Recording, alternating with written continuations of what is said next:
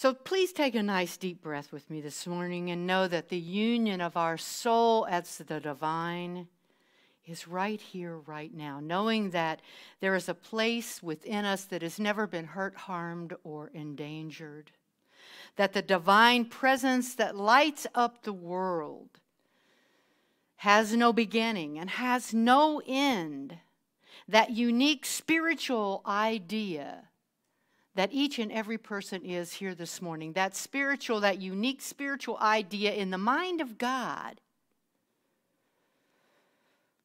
coming forth, blessing the world right here, right now, as that individualized expression. And remember that as you became here on the planet, as you incarnated yourself onto the planet, as God whispered itself as you, the very breath that breathed you and me, all of us, into life. That opening, that awareness, that beauty, that peace, that joy that was already established by our saying yes to being here this morning. You come here this morning not to get anything, but simply release all of the love, all of the beauty, all of the amazing gifts that we already are through that infinite expression of the one life. That boundless, overflowing joy of the universe that we express here at Ahava, being available to that joy right here and right now. Without hesitation, without delay. No one can be you but you. No one can be you but you, because you are here to take your place in the world. Whether that's consciously or unconsciously, do not forget that you are one of a kind, in that image and in that likeness of spirit. And you are not here, as I said, to get anything, but simply to awaken to the magnificence of who you already are. Letting go of anything that would interfere with that natural state of love, of joy. Letting go of the past. Stop worrying about the future and being fully present in this moment. Perhaps suspending time as we know it, and showing up as a prayer that was prayed long before. A prayer that was prayed to your soul to open up and be who you came here to be. Because for some unknown reason, we've all shown up here this morning together to be in this place. And it doesn't matter whether you believe in God or not. Remember that God is just a word, and you attach your own meaning to it. So it doesn't matter, because you matter.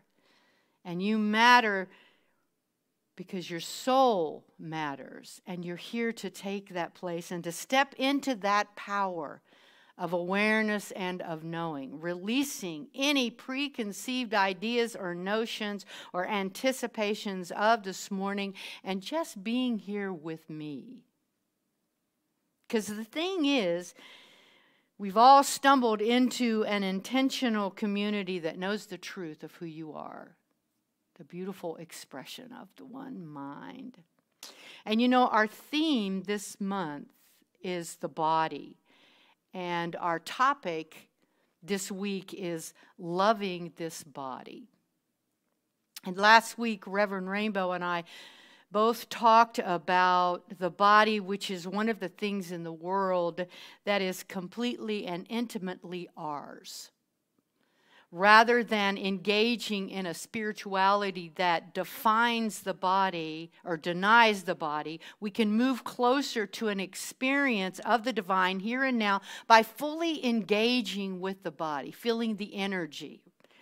Because our bodies are magnificent as well. We talk a lot about the mind and our thoughts and all of that, and it doesn't mean that that's separate from our bodies, but our bodies are also magnificent. And we experience the world not only with our mind, but with our bodies as well. And by loving the body, using it to connect to our minds and hearts and listening to its wisdom, we can actually celebrate its magnificence and awaken to this everyday wonder. We shared last week about how, about this, by looking at how some of us have grown grown up with social messaging that our bodies are not acceptable for one reason or another. Too fat, too thin, too short, too tall, too brown, too black, too white, too old, too young, too whatever, right? To one thing or another. And we may have an ideal image of how our body should look or operate. And in feeding that image, we tend to tell our body that what it is right now or how it looks right now in this moment isn't acceptable. But by learning to love our bodies as they are, we open to the opportunity, you see, to heal these and other wounds or traumas that hide in our physical selves. If not to heal, certainly to become aware of the hidden beliefs about our bodies that continue to influence how we view ourselves.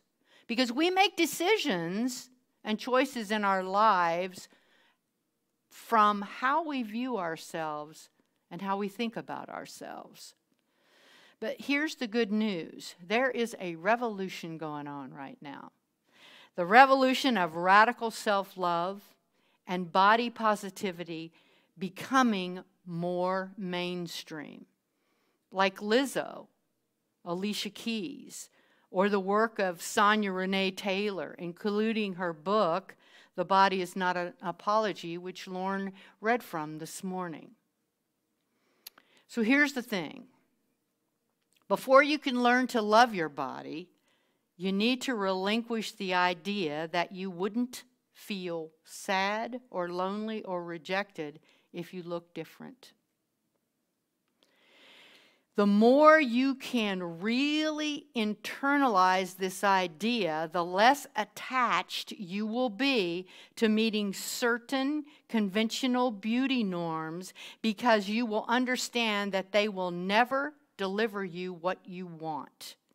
Peace and happiness and love is an inside job.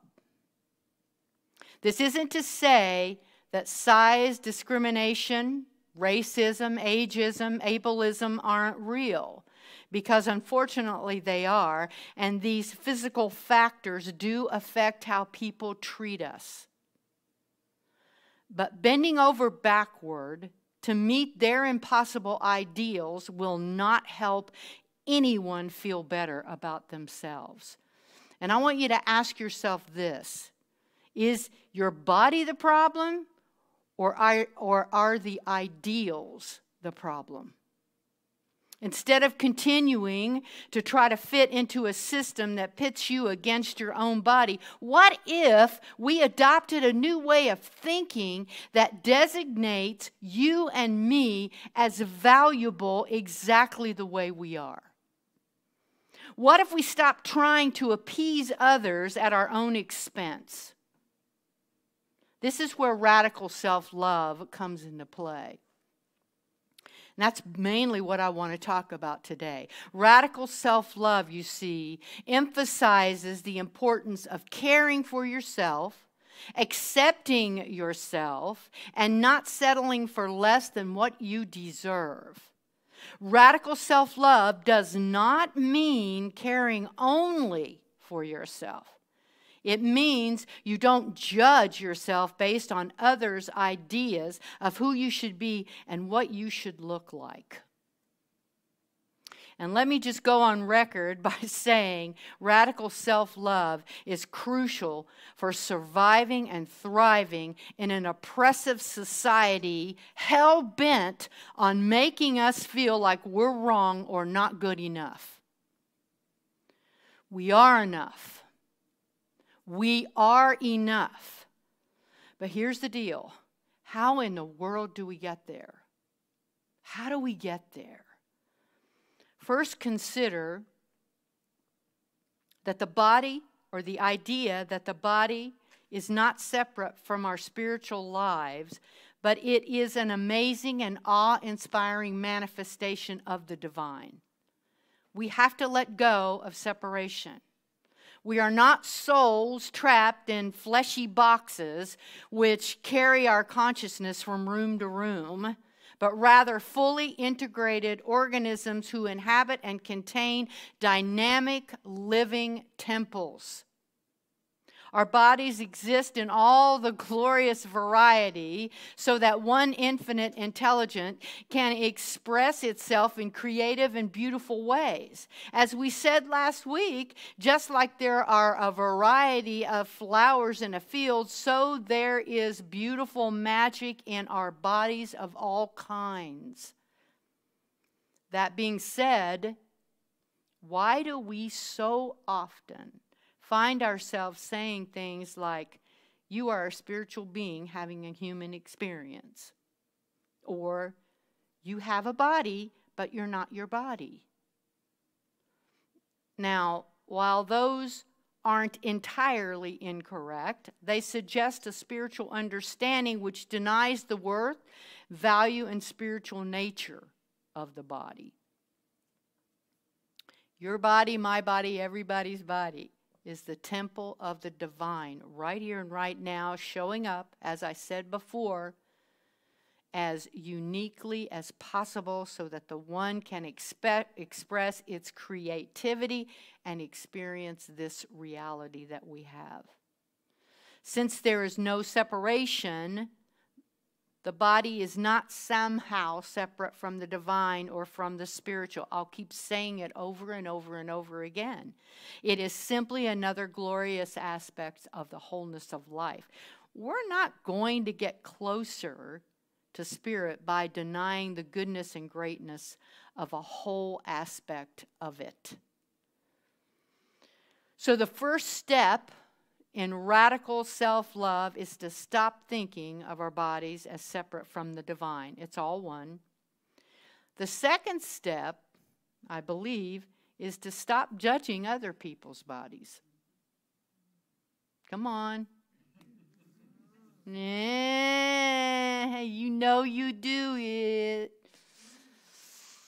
For you to learn, and me, of course, too, when I say you, I'm including myself. For you to learn to love your body, you need to stop judging other people based on their bodies. When you criticize another person's body, you send the message both to them and to yourself that bodies are a valid measure of a person's value. Quit it. Quit it right now. You deserve to be loved and accepted in your exact body, and so does everyone else. Another tool in our spiritual toolkit is to reevaluate and cleanse your social media feeds. Those super skinny, shiny, glamorous-looking celebrities and reality TV contestants you follow on Instagram. You know what I'm talking about. You might think that they're harmless, right? They're harmless to scroll by, but research shows us time and time again that exposure to media featuring unrealistic body types is linked to a less healthy body image. If not for yourself, for your kids, for your children. Give them a new message that they are perfect exactly the way they are. Take control of what images and messages you allow into your brain. Another way to experience radical self-love is to get to know your body. You know, one particular powerful way of getting to know your body or being embodied is through doing a mindfulness exercise called a body scan. Anybody here ever done a body scan?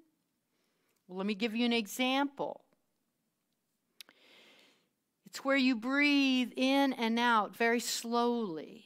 You close your eyes and then focus your attention totally on the top of your head. You can do it right now. Feel the top of your head. What sensations are you feeling up there? Are you worried about how your hair looks? Or are you simply being fully present with the top of your head? Any tension or tingles or pain? And then after a few minutes, move down to your face and do the same thing. You can do this at home. It's very simple. And then to your neck, then to your shoulders, your chest, and so on and so forth, all the way down to your feet. The feet that carry us around most of the time, right? Right now, think about it, where you are, what you're sitting on. Notice how it feels. Is the chair hard or soft or cold or warm? You know, what parts of your body is it connecting with? What are your feet doing right now?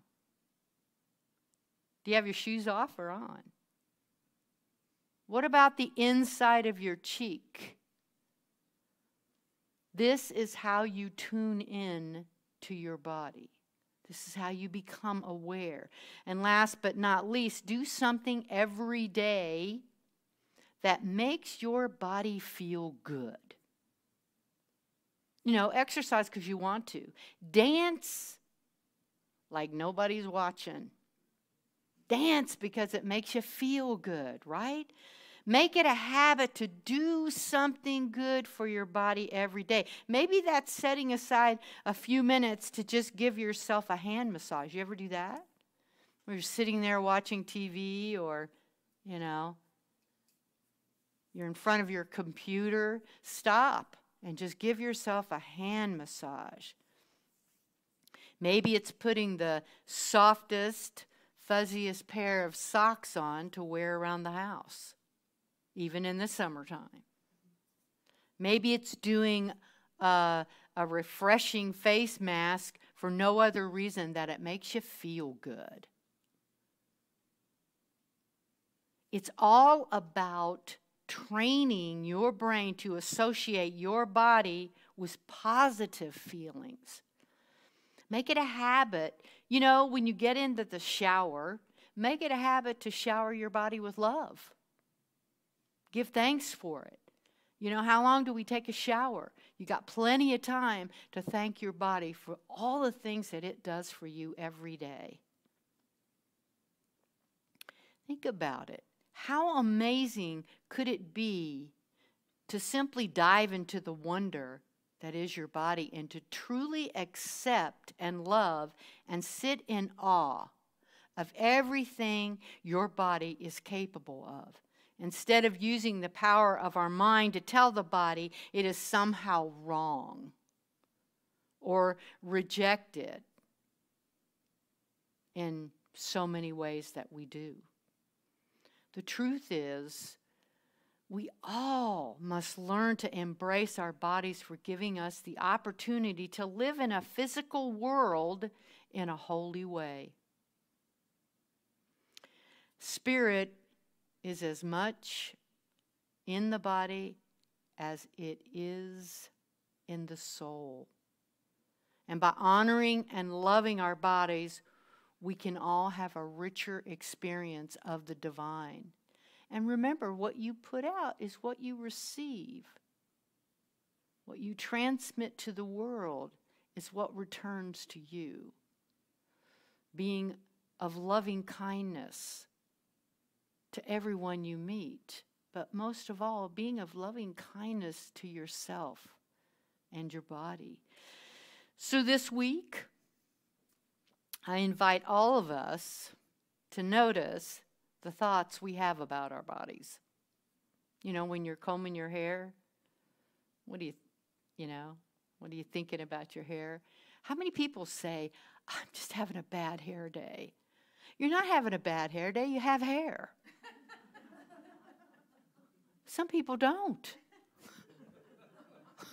And they wish they did. But hey, they're beautiful the way they are too, right? You can't have a bad hair day. So notice those thoughts that you're having about your body, right? You can ask yourself this: is this a friendly relationship I have with my body? Am I friends with my body? Are these loving things that I tell myself? Am I remembering how amazing I really, really am? Let's go into prayer.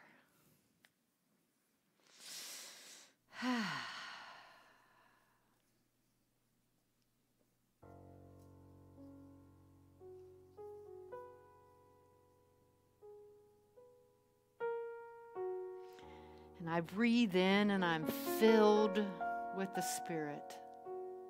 It is health to my body.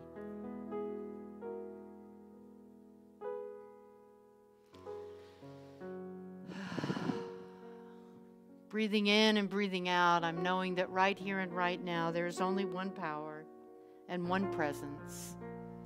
I know this power and presence by so many names.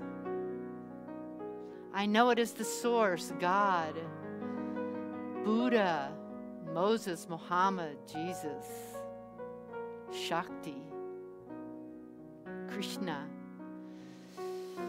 But these are all just names. It is simply the source of all things. It is that source that continues to create out of itself every minute, every second of every day, and it is never diminished by its creation. It is the one mind. It is the one infinite intelligence. It is the one. I know this power and presence, the one, as love. I know it as joy and abundance and prosperity. I know it as peace. I know it as eternal, as life eternal, as energy eternal, as grace. All of these things. The truth of the one source of all.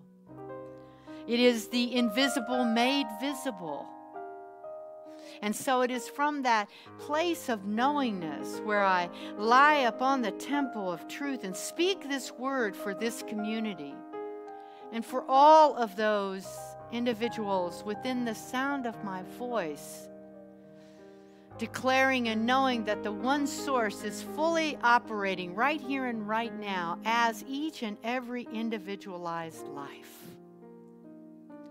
I know that for those who seek love, or for those who are seeking joy or peace or wholeness, that whatever they are seeking is seeking them. And so I know that all is in perfect divine order, unfolding to support, sustain, and maintain love for anyone within the sound of my voice. I know that right here and right now that every part of our body is simply the love of spirit, the love of the divine. So I know that every cell and tissue and fiber and joint and muscle and organ and vein are working together every day in every way to express, to maintain and sustain this beautiful, amazing wholeness, so that we may all express more love and more joy and more peace and more light into the world. I know that for anyone who may be feeling separate or disconnected, that there is no separation. There is no separation. And so I stand in the gap of that separation, knowing and declaring and standing in the power of oneness, knowing that all unfolds in this beauty of oneness. There's no delay or denial to spirit, and it is available right here and right now, and I use it as it uses me. And how grateful I am to know this truth and to speak this word for this community. for all those present, for all those yet to come. How beautiful and amazing it is to live in a world of light beings who continue to shine so that others may shine their light. And so it is with this grateful heart that I release this word into the perfect universal law, knowing that the law always says yes. It always says yes. It always says yes. Standing in the power of yes, the place of grace. Shalom, hamdalela, ashe, namaste. I leave this prayer knowing it is so, and so it is. Amen.